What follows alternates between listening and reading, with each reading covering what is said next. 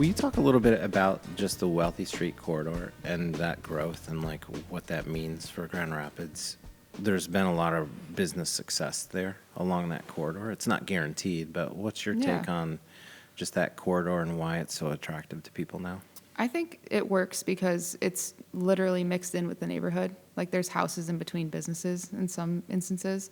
And so it's really walkable, it's accessible, it's friendly, and all of the businesses in that area are locally owned.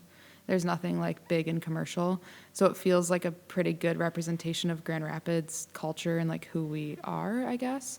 I think there's always danger of something being like gentrified and people being pushed out that have been there way longer. And I mean, I think that's a double-edged sword, you know? Growth is good, but it's also bad in other ways. And we've been, I'm always like thrown off when people who don't know me or Woosah, like the people behind it, will say that we're gentrifying the neighborhood. And I don't feel that we are. If anything, we're trying to do the opposite, and we're not like really wealthy people coming in and buying up properties. So I think the image of it is fragile.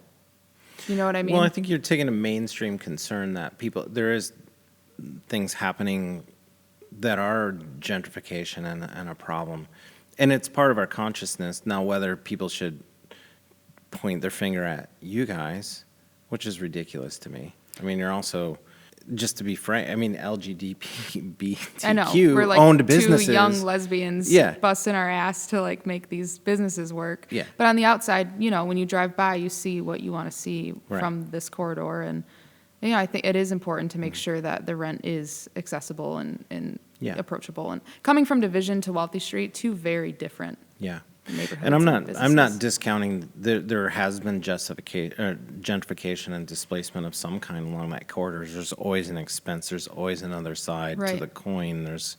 When there's reinvigoration and capital investment, it means that something else, you know, it filled some vacuum that was there before. So I didn't mean to get into anything controversial, and I don't even know that but I think it's good for you to voice that, especially.